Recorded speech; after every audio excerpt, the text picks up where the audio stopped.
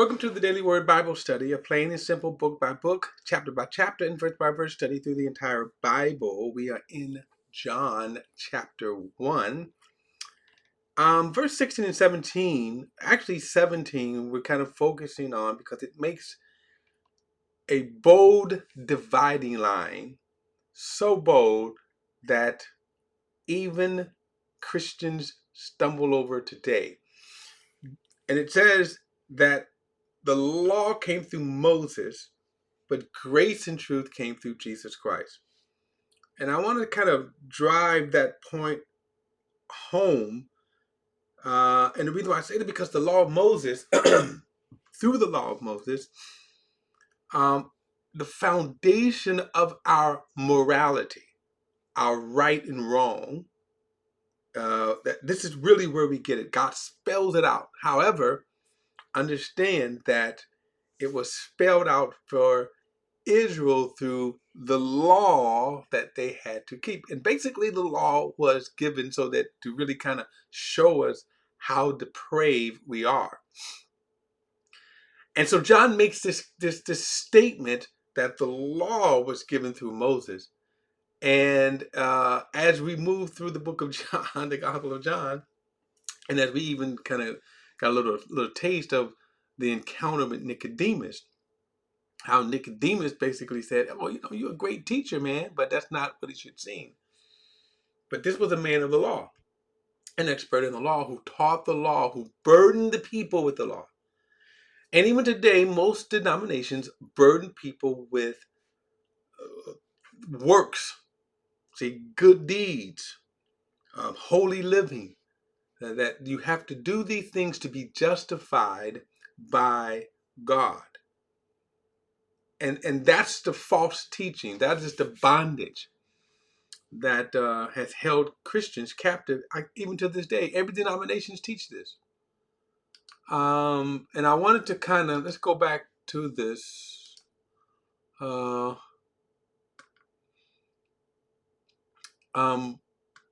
Verse 17, he says again, "For the law was given through Moses, but grace and truth came through Jesus Christ." Now, I want to go to Galatians, because there's two verses I want to show about the law. In other words, and again, so when we say the law, we're talking about righteous living, good works, good deeds. That if you think that you're going to be saved by doing good works, then what I'm going to give you now is this is what God's standard for this. In other words, if you say I'm going to do good works in order to be right, in order for God to justify me.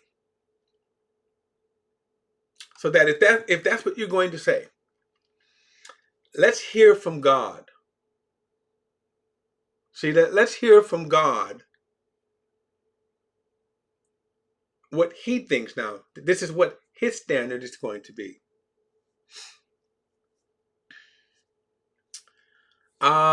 Galatians chapter 3, verse 10, he says, "For all who rely on the works of the law are under a curse, because it is written, everyone who does not continue doing everything written in the book of the law is cursed." Now notice, you have to continue with all. Okay? Let's look at James again. I read James last time, but let's read it again. James chapter 1 and verse number, why do I always miss this here? I just had it.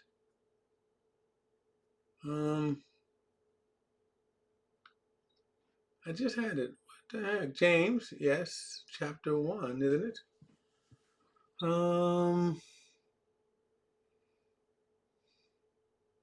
James chapter 1. Or is it chapter 2? Okay, chapter 2. Okay, that's why. All right. James chapter 2, and then verse 10. He says, For whoever keeps the entire law, yet fails in one point, is guilty of breaking all. Now get that.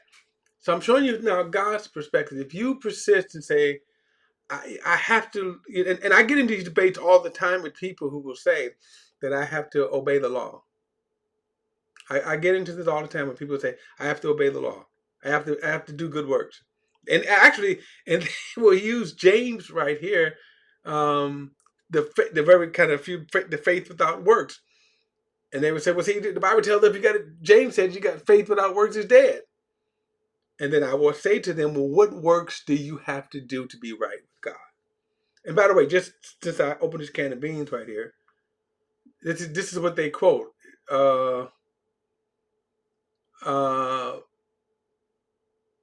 Verse 23, so the scriptures were fulfilled that says Abraham believed God and it was credited to him for righteousness and he was called the friend of God. You see that a man is justified by works and not by faith alone. Now again, the reason why we have to kind of look at James' language.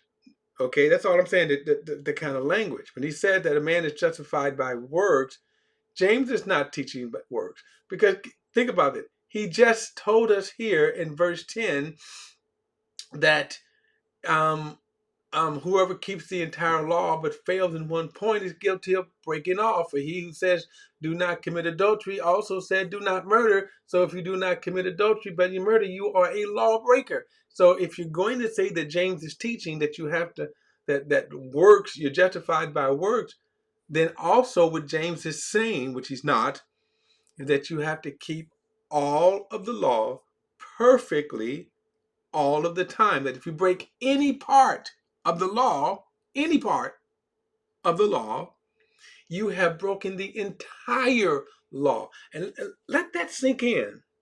Here's how God thinks about this. If you want to be right, if you want to be just by the law, from God's perspective, you have to keep it all. Look at what he says right here. If you break it at any point, and notice what he said, you broke the entire law. You just didn't, he said, when we take our driver's test, for example, as long as you pass 70 points, you can miss 30 and you're going to get your driver's license. Right? That's not how God's law works. If you break one, you fail all of the law. Let me show you.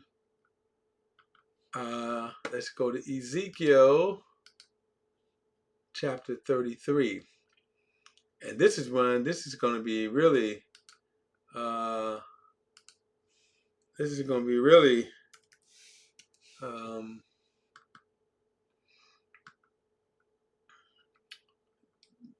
let's look at verse 12. Here we go. So Ezekiel chapter 12. Now by the way, I'm slicing out here just one verse. The entire verse is kind of wonderful here. But notice what he says here.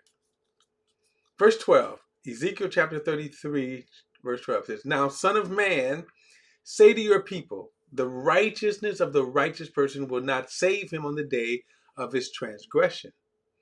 Neither will the wicked of the wicked person cause him to stumble in the day he turns from his wickedness. The righteous person won't be able to survive by his righteousness on the day he sins. When I tell the righteous person that he will surely live, but he trusts in his righteousness and commits iniquity, then none of the righteousness will be remembered, and he will die in his sin because of the iniquity he has committed. Now this is kind of rough, right? But again, if you're saying, God, I'm going to obey the law, I'm going to be justified by good works, then God says, fine. Then let's say you live 100 years. I'm being hypothetical. You live 100 years, and 99 of those years you kept the law perfectly for 99 years.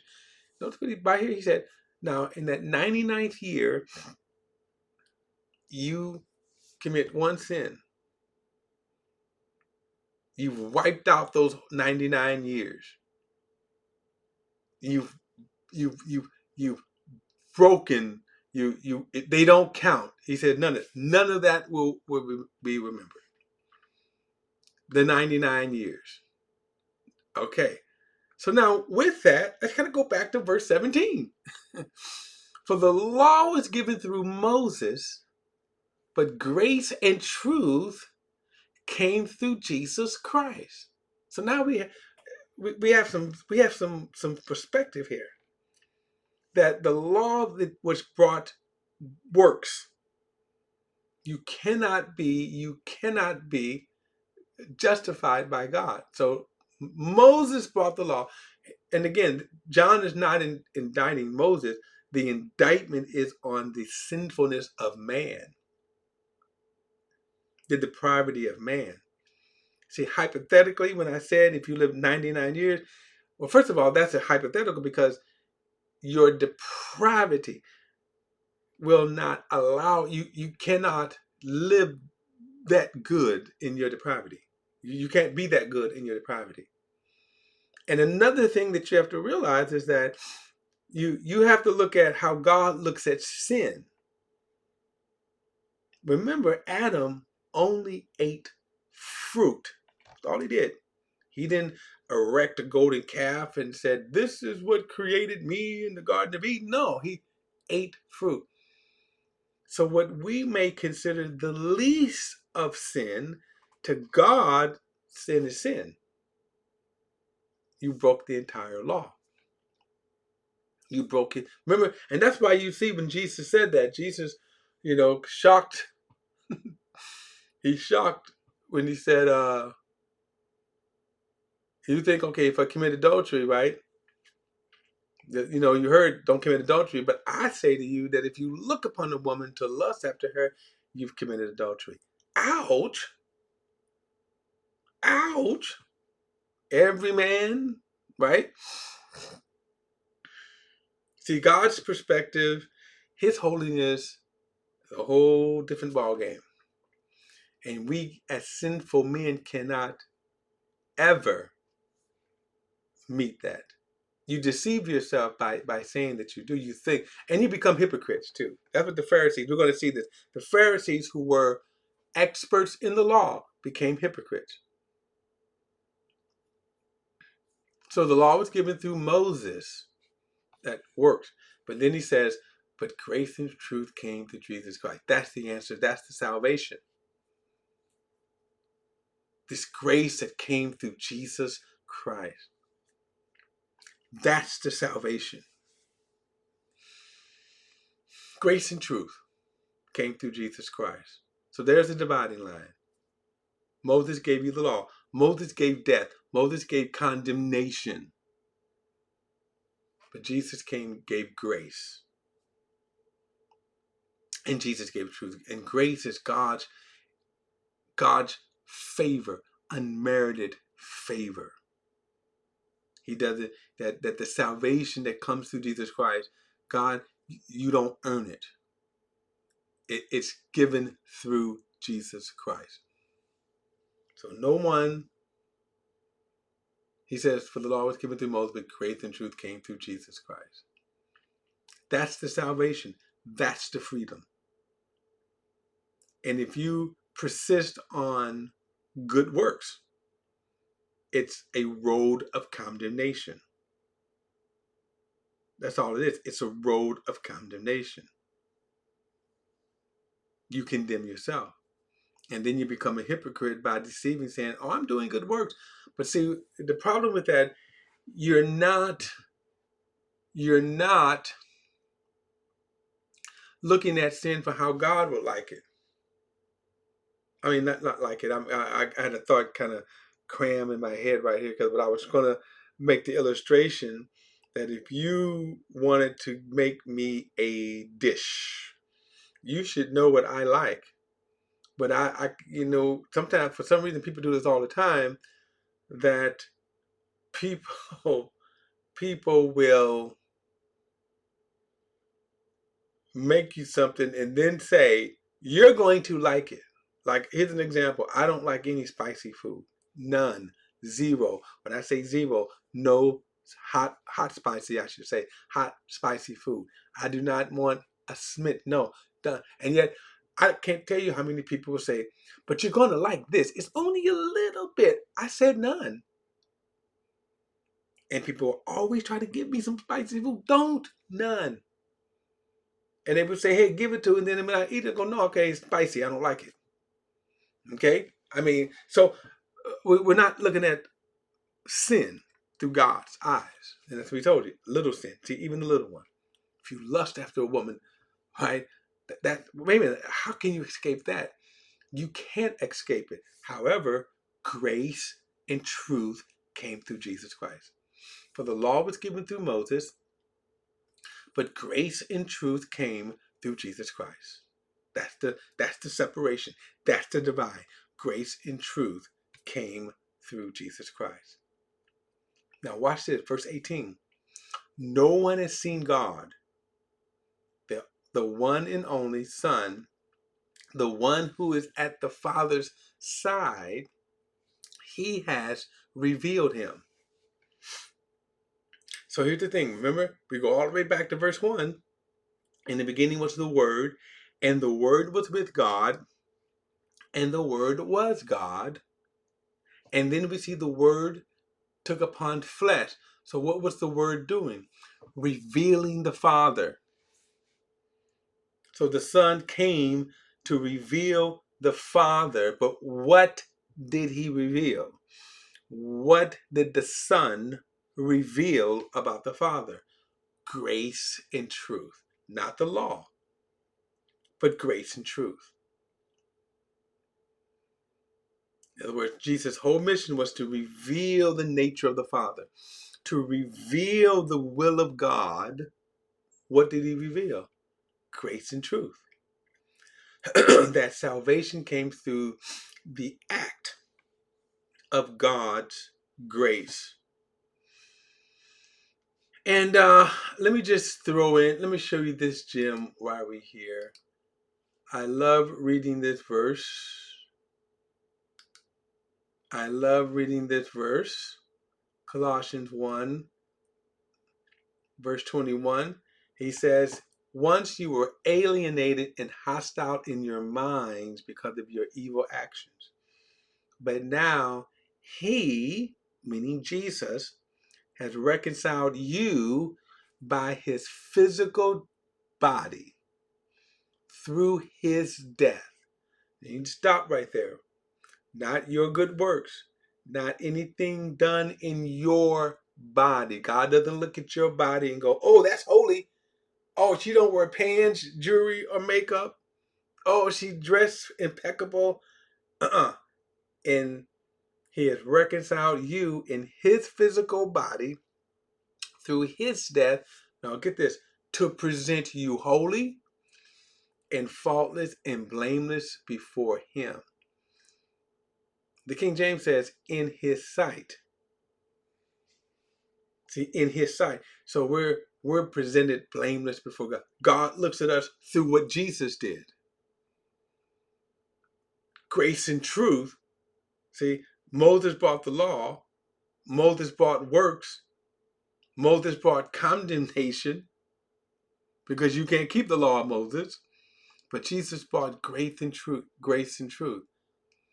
So no one has seen God, but when you see Jesus, what He is revealing, the nature of God, the will of God, that's what we saw. The Word became flesh, and we beheld His glory. The glory as the one and only Son of God.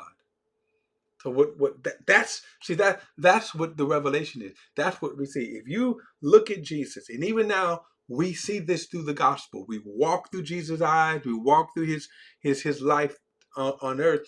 And if your takeaway is, I got to go do a bunch of works, you're seeing the wrong Jesus. You're seeing the wrong Jesus. No one has seen God but the one and only Son of the Father, who the Son is at the right side of the Father. He has revealed Him. So these first 18 verses kind of give us the prelude to what we're going to be studying in the Gospel of John. I may add the rest of the Gospels as well. Okay, we'll get to it next time. Don't forget to like and share this video and subscribe to VP the Bible Perspective. And as always, if you have a thought or comment, add it to the comment section below. All comments are welcome. And I'll see you in the next study.